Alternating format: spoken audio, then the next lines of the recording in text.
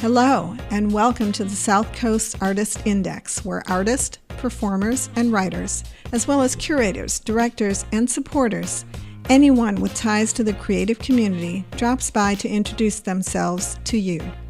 We'll talk about their beginnings, their vision, their passion, and so much more. Hi, this is Ron Fortier with another episode of the In Focus podcast, brought to you by the South Coast Artists Index. And today we have a very distinguished guest. And as usual, I will allow the guests to introduce themselves and spell their name, because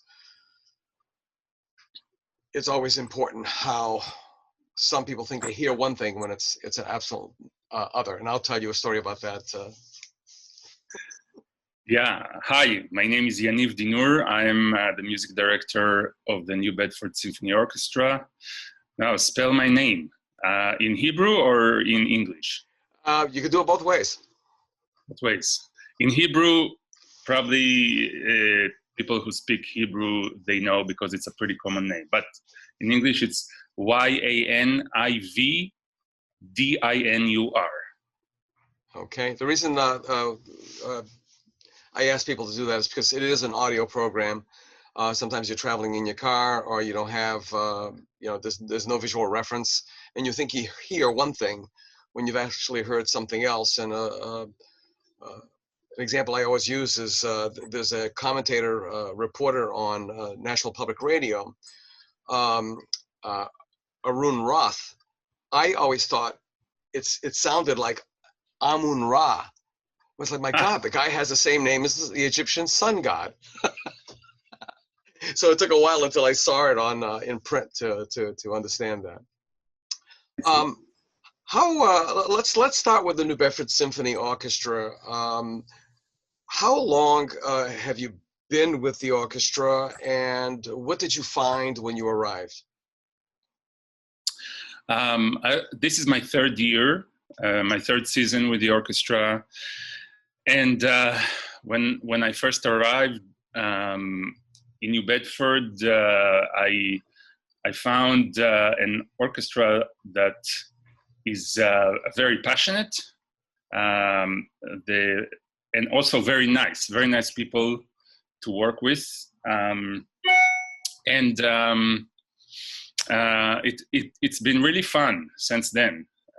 We've been doing a lot of different kinds of music, some newer music, older music, and also the has been really supportive, and I found that the audience is really enthusiastic and proud that we have such a great and high level orchestra, especially for this small town.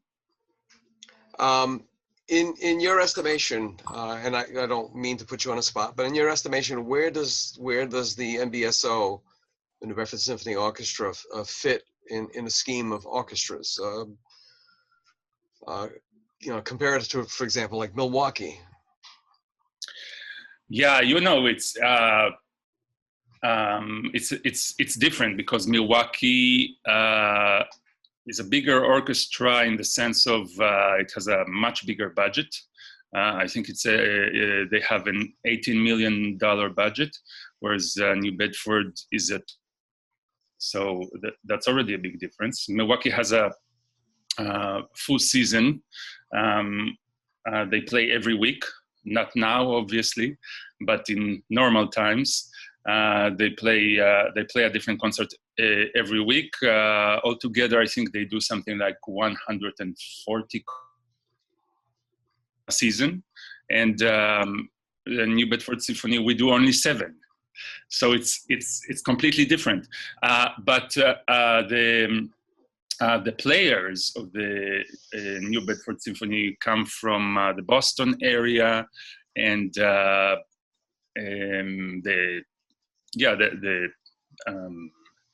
entire area around New Bedford, and they're really high level, and they play in other groups too.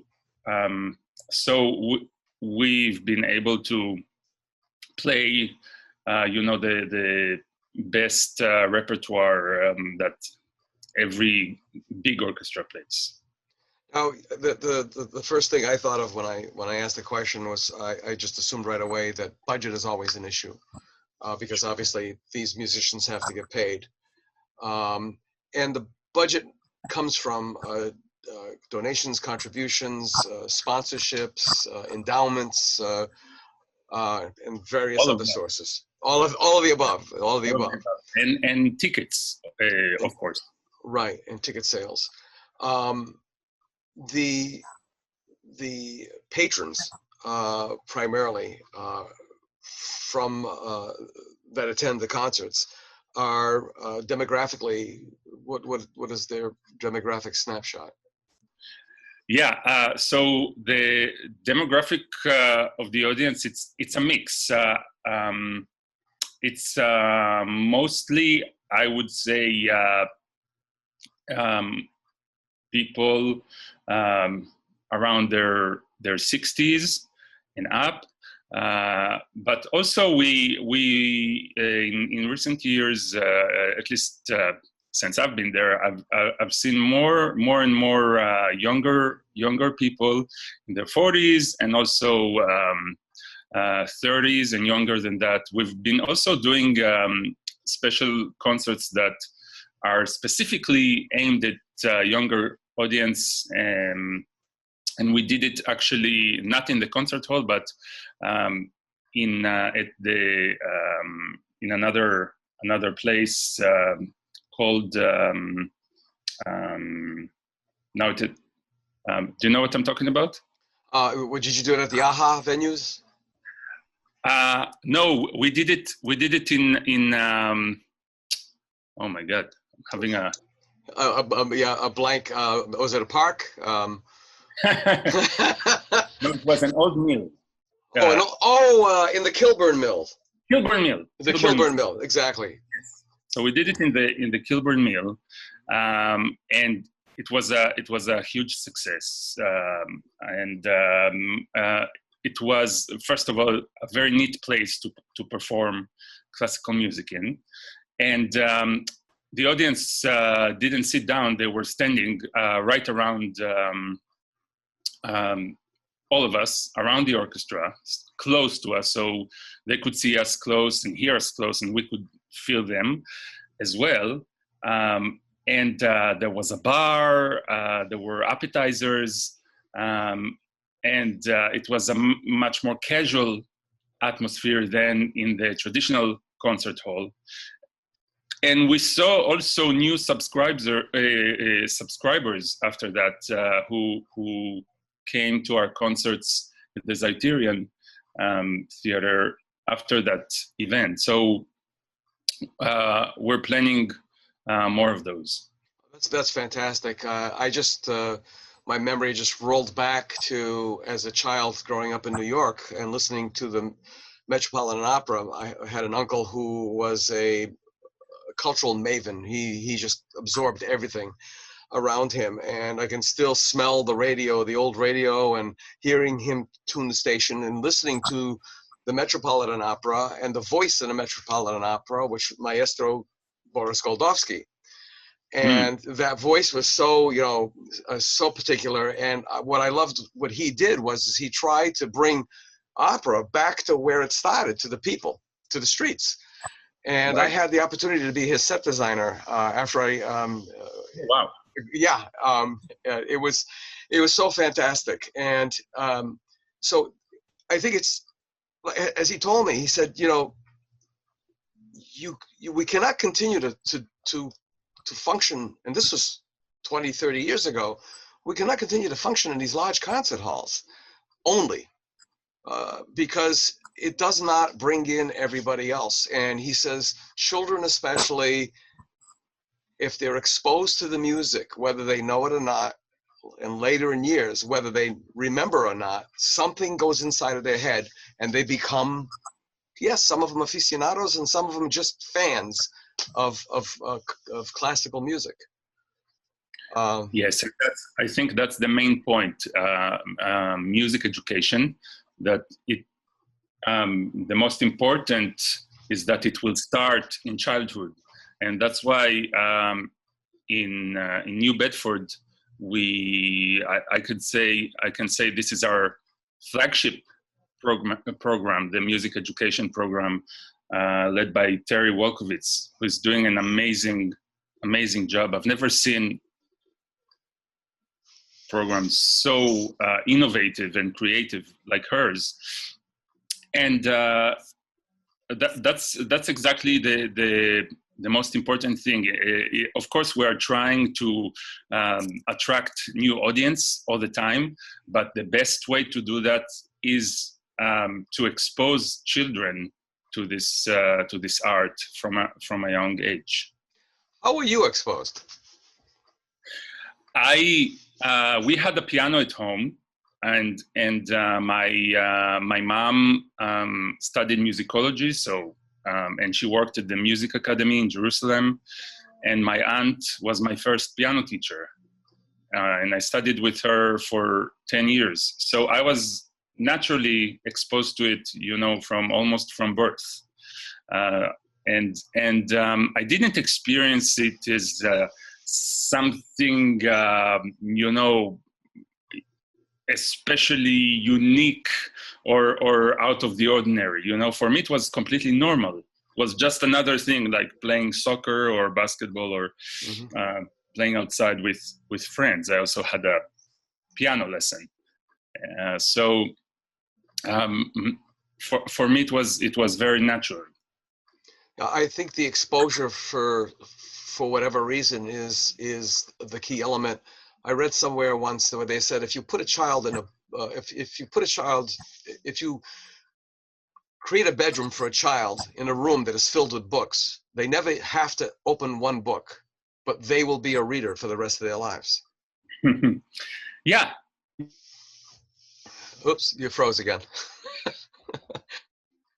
Yeah. Yeah. Yeah, it happens. And one of the things that I remember mostly, especially when I was doing set design, and there was you could hear the orchestra tuning up. For me, that was my favorite part, was hearing the orchestra tuning up, and the cacophony of the bit fast. Okay, yeah, the cacophony of them tuning up before the performance was absolutely amazing, and the nerves, people working out their nerves. But the one thing that being so close to the orchestra, being fortunate, is the vibration. And people hear the music, but it isn't until you felt the vibration of it, as far as I'm concerned, that I think that it has something to do with it. It affects your body. And this is why I think, of course, I'm biased because I'm a musician, but this is why I think that music is the most powerful of all the arts, because it has a direct effect on you. For example, with visual art, when you see a picture of, let's say, of a war, for example, you see people with swords and people and horses and people running, and then there's a process. You start processing it and thinking, okay, this is with war and how you feel about war and all of that. With music, there's no such thing. It goes from the instrument directly to your heart and to your body, so there are no obstacles in between. Yeah, I'm a painter and visual person, and yes, that's so true. I never thought of it that way before. For my exposure, working for Goldovsky, I also worked for what used to be SMU Opera Company, which SMU is now the University of Massachusetts Dartmouth, and the program died with its founders, the Colberts. But to me, I visualize when I hear music, especially arias. I love arias. There's just something about it, just grabs your consciousness, your soul, something, and just lifts you to another level. And just when you think you're getting butterflies or whatever, it drops you, and then it lifts you up again. And can you? It's a cerebral roller coaster ride for me, anyway. You like vocal music, the human voice. Yes. Well, my mother was a singer, so that goes with it. Where, other than your aunt being your first piano teacher, where were you educated? I went to the music academy in Jerusalem, and the high school before that. There's a high school that is connected to it. And after that, after a few years, I went to the University of Michigan. I did my doctorate there in conducting. But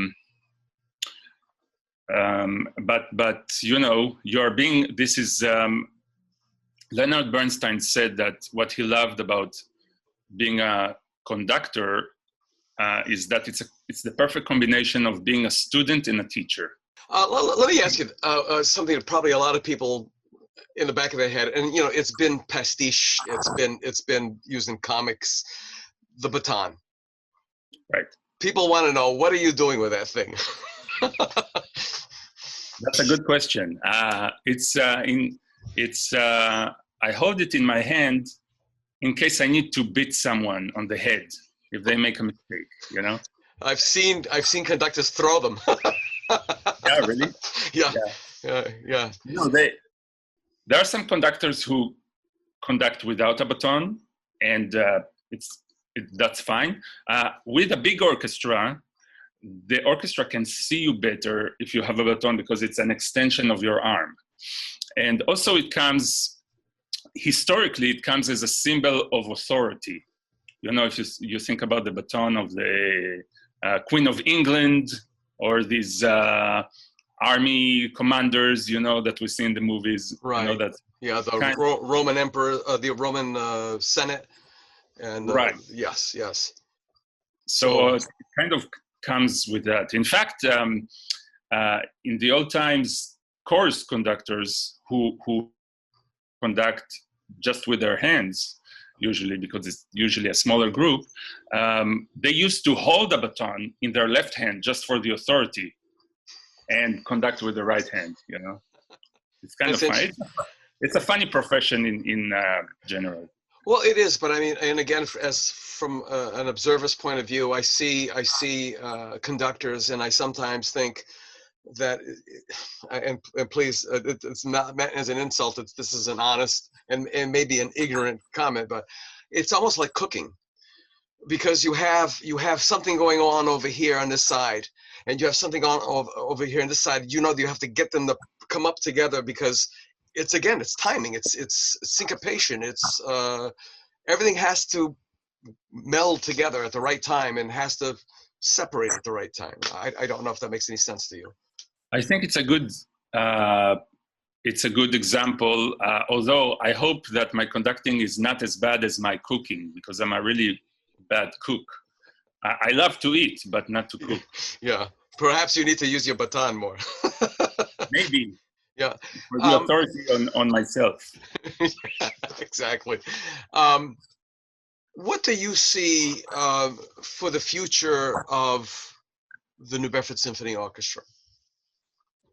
And of course, now it's a little more difficult because this pandemic thing, we don't know. It's like a cloud that we don't know if it's going to lift away and if the sunshine's going to come back or what. Right. We don't know what's going to happen, and there's a lot of uncertainty. And but we know that at some point it will be over, and we're going to go back to playing concerts and to playing in front of an audience. Now during this time, we've been doing concerts online. So doing the concerts online, now that experience, that has to, that experience in itself has to be a learning experience. Yes. I mean, talk about chamber music. Everybody's in their own chamber, Exactly true. Exactly. although you can't really do chamber music with people who are not in the same room, so there's a delay in Zoom or whatever, so you can't really play together, you know. So people the musicians from the orchestra have been doing either solo concerts, or we have a case where people are actually, some of the musicians, 2 or 3 musicians actually live in the same building, so they could get together and do a concert. But yes, it's a learning process. It's weird. And I myself did a concert playing the piano, and it's live stream, and it's a strange experience when there's nobody else in the room, you know, but you know that people are watching you, and you have to get used to it, you know, at least for now. But there's something fun about it. There's something enjoyable, and you know that you are getting into people's home. There's something intimate about it, but it doesn't replace the experience of hearing live music at the concert hall. Once we get back together to the hall, I think the new Bedford Symphony is we are very passionate about serving our community. And for example, we have a very large community of Portuguese people. So we've already planned Portuguese music, fado music, and classical Portuguese composers. Well, Baroque comes from the Portuguese, the term anyway. My mother, I told you, she was a singer. She was a fado singer.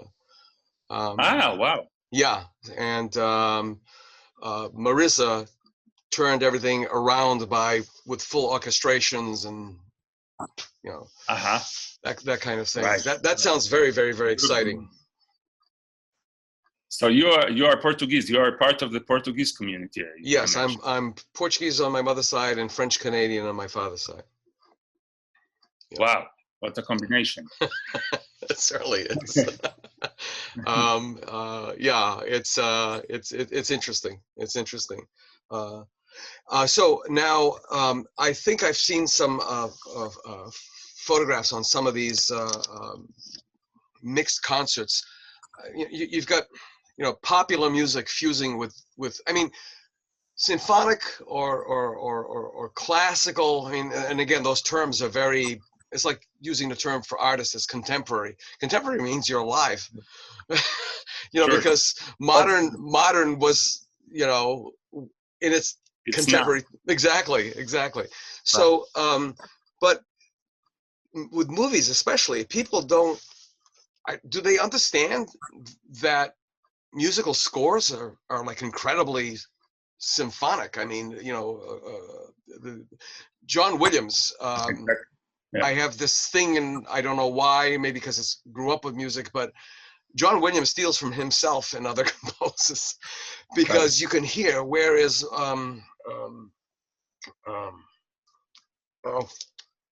he just passed away, an Italian composer, popular composer of movie scores, Morricone. The Good, the Bad, the Ugly, Fistful of Dollars and such. I mean, phenomenal fusions of different genres and so on and so forth. How do you get the young people to open their minds? Yeah, that's the $1 million question, right? I think this is a question that every orchestra is dealing with. So one of the things that we've been doing is those concerts at Kilburn Mill, that I've mentioned. We're doing also pops concerts, music of John Williams, for example. We did this season. And it was very popular. Of course, it was packed. It's great music. But this is why it's harder when you're an adult or a young adult and you weren't exposed to classical music from an early age. It's harder to open up to it and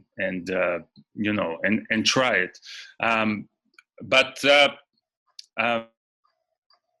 very big with the younger audience. So we're doing stuff on social media. We're trying to reach out or collaborate with organizations that already have,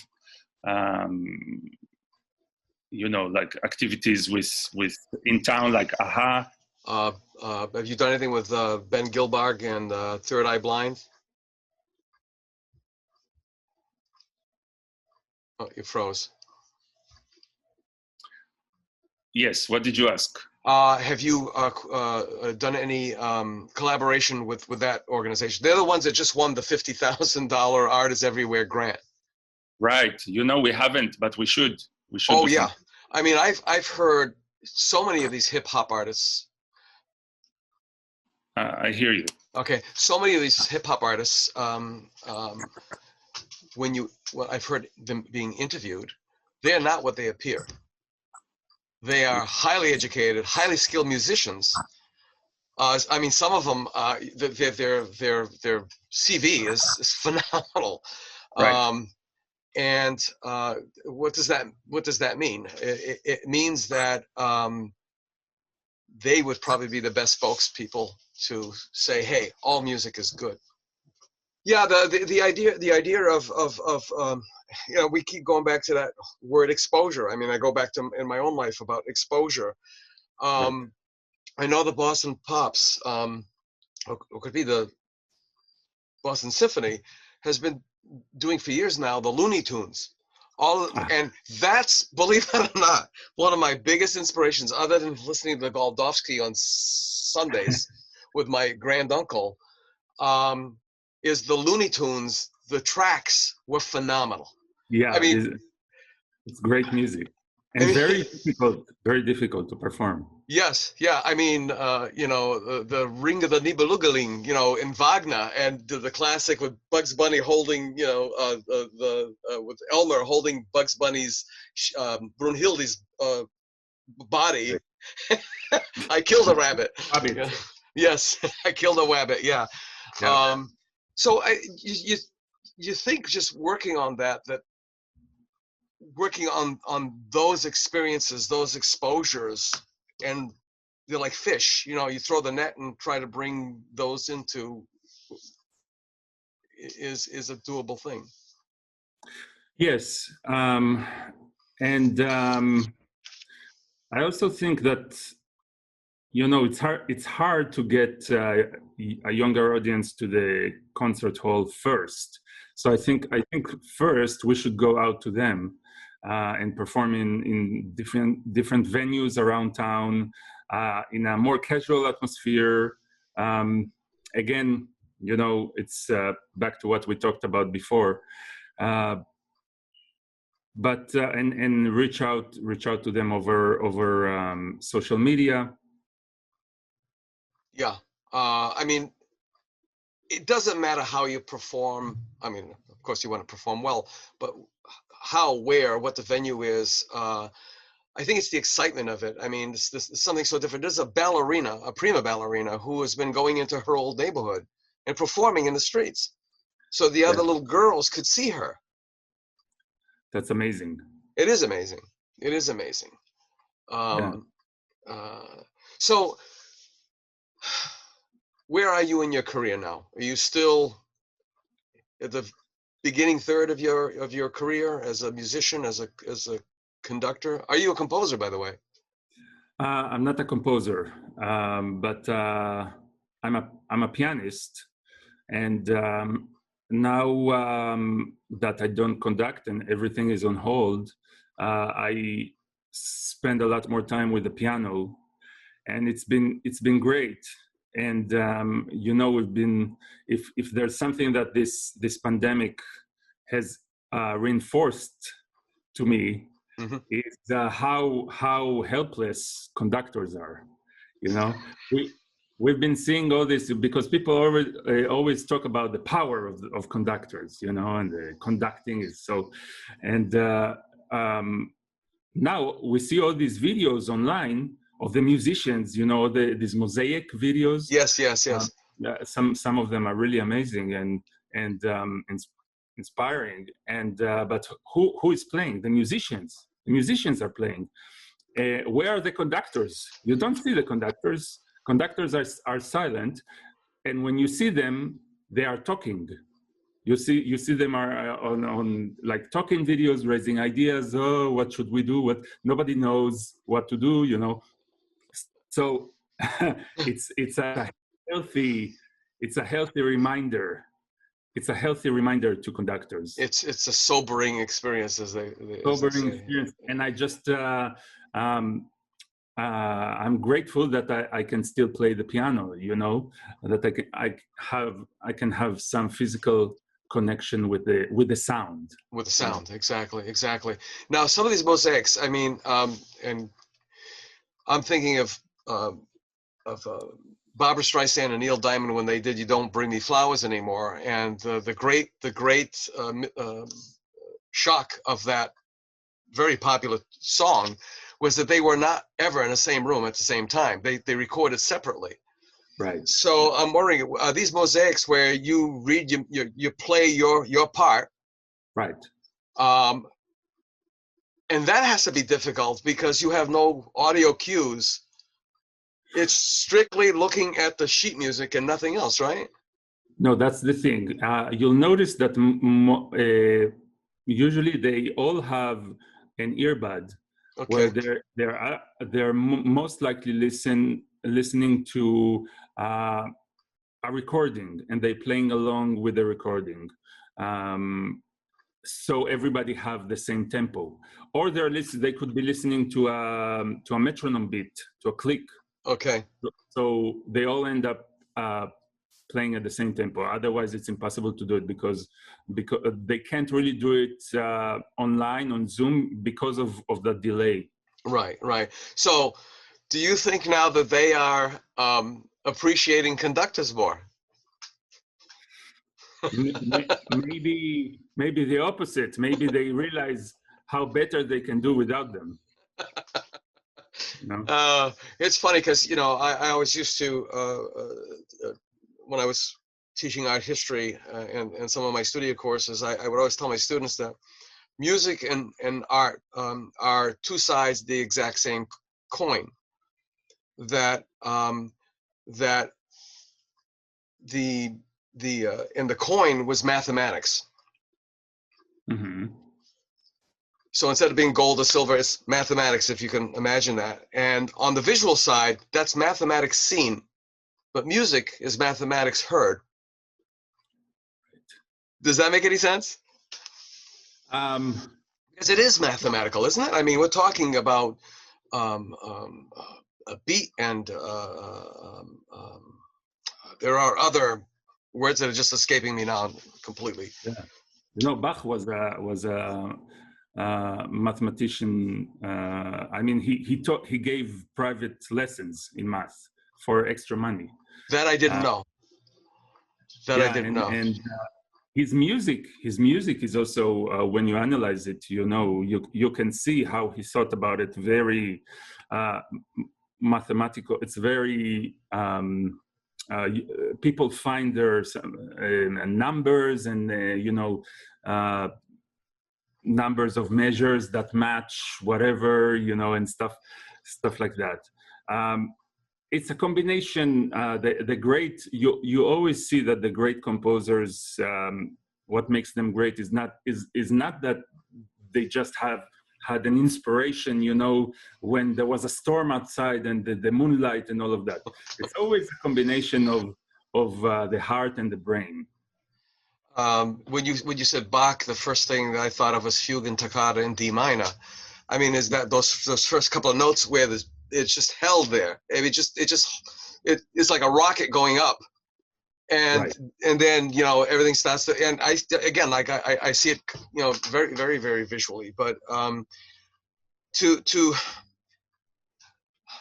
I interviewed Judith Klein, who has a studio at the Kilburn Mills. She went to school in Israel, and the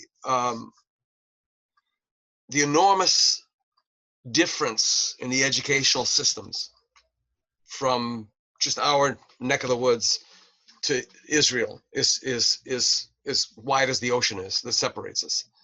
Uh-huh. I think that's so sad, that here art and music are considered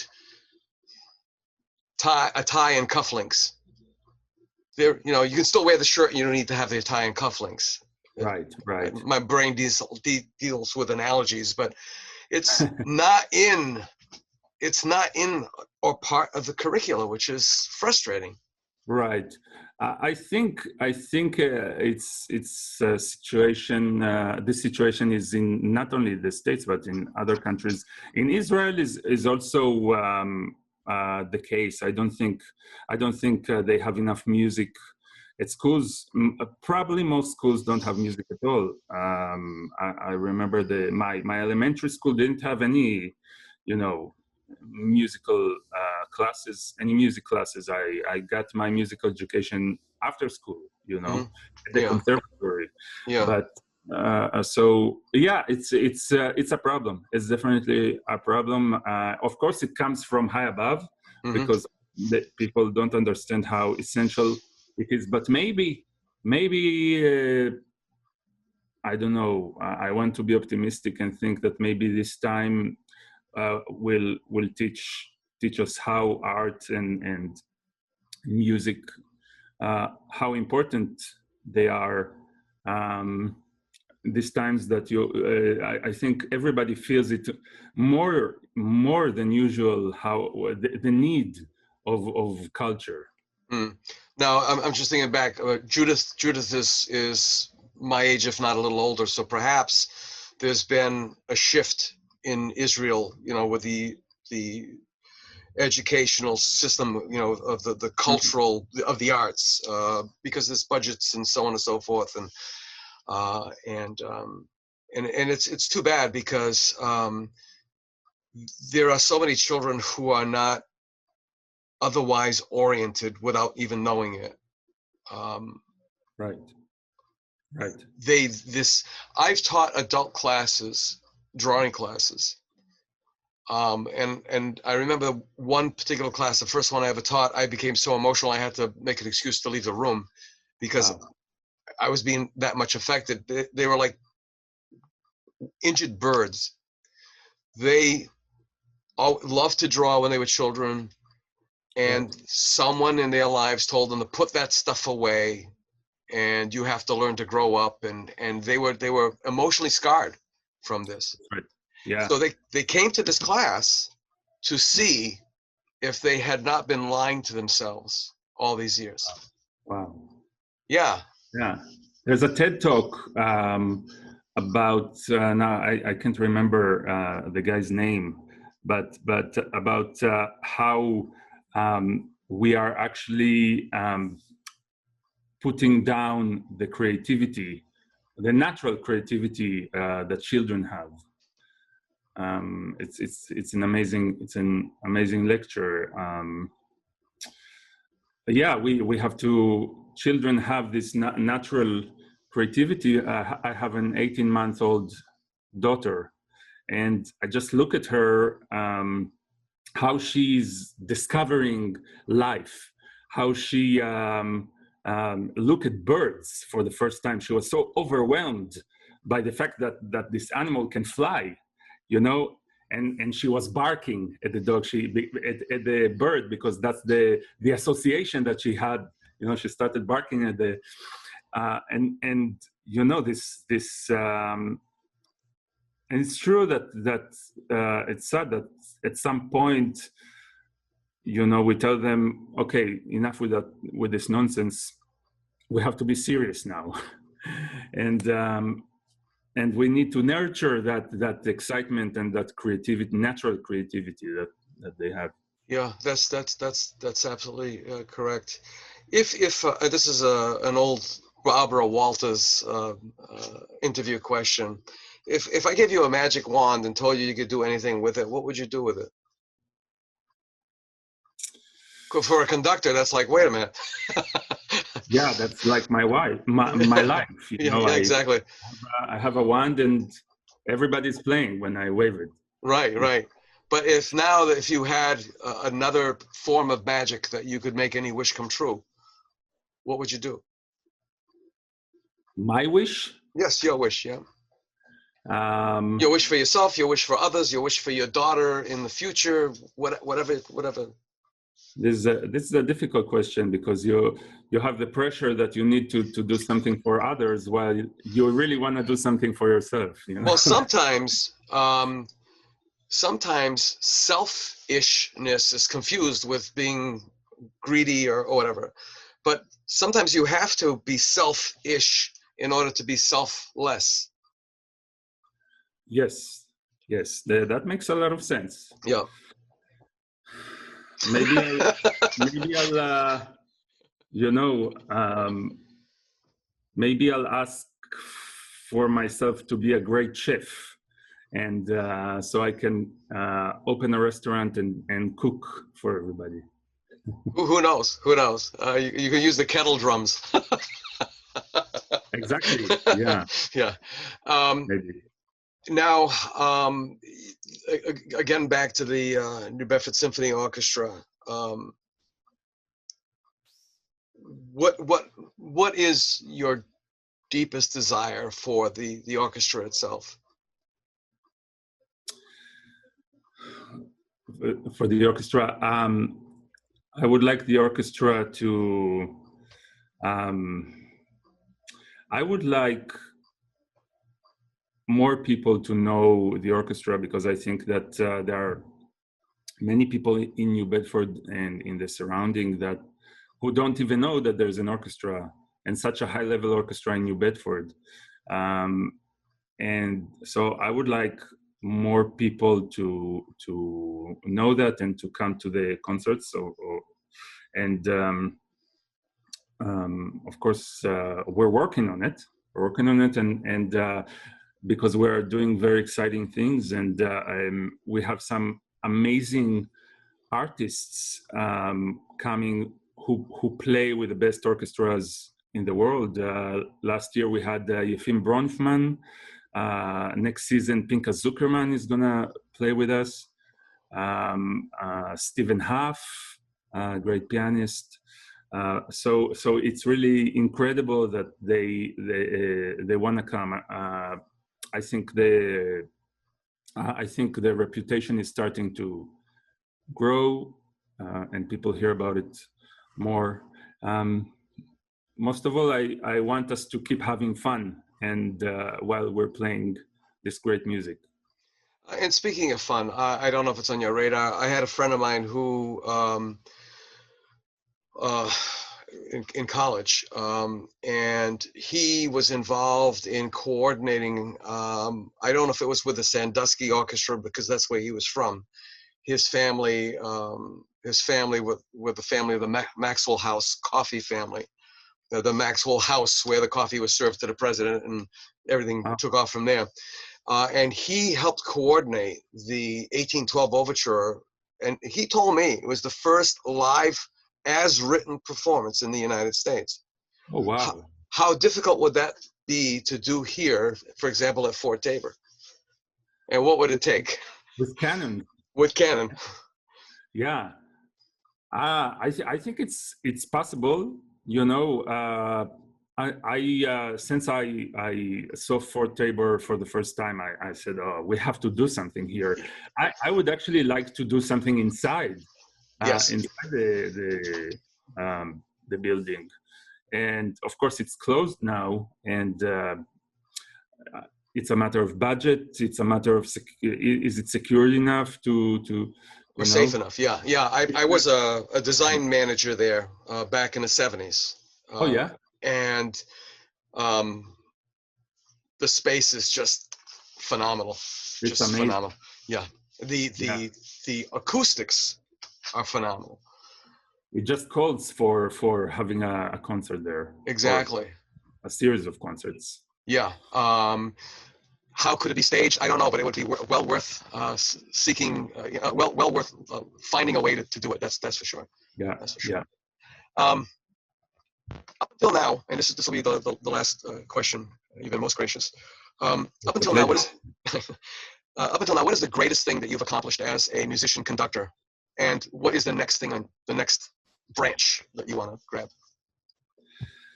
Well, it depends how you look at it. I mean, I've conducted some great orchestras, worked with some great artists, and of course, yeah. People, this is part of the history of this particular podcast and the time that we're in. I think people understand. Yeah. Can you hear me well? Because I hear you the sound is not so good. Yeah, I hear you almost the same way. It's very distorted or very distorted. Gurgly. Okay. Yeah. Well, we had a good run. Considering we tried. We tried, and it's been absolutely fantastic. I would love to have you back on the show, on the podcast, because I tell everyone that this has been quite a journey for me to be so fortunate to speak with so many people, and this is all for the historical record, because someday in 20, 30, 40 years from now, these recordings, people will be able to hear what you sounded like and hear your thoughts and so on and so forth, and you'll probably be able to go back and say, gee, I said that. But everybody is more than just a page. They're a chapter, they're a complete volume. And with this multifacetedness, this is a wonderful opportunity to come back. And if you've got something really if, for example, you plan on doing the 1912 Overture live as written, what a great place. Exactly. So one more time, Yaniv Dinur. Sorry? The correct pronunciation of your name, Yaniv Dinur? Yeah, that's really good. Oh, thank you. And is it appropriate to call you Maestro? I prefer Your Majesty. Okay, Your Royal Majesty. I'll bring it up one more. Your Royal Majesty, Maestro Yaniv Dinur from the conductor of the Bedford Symphony Orchestra. Thank you so much, and we will see you next time on the Artists Index with the In Focus podcast. Thanks for listening to the South Coast Artists Index podcast. For more information, please visit theartistindex.com.